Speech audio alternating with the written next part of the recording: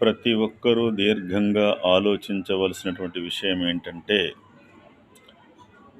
ఎవ్వరికైనా ఏ విధమైనటువంటి అనారోగ్య సమస్యలు వచ్చినా,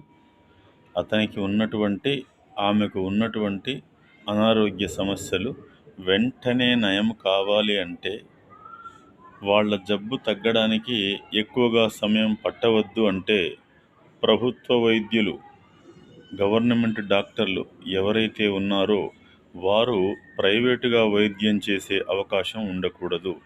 లేదా వైద్యం మొత్తం ప్రభుత్వమే అందించాలి.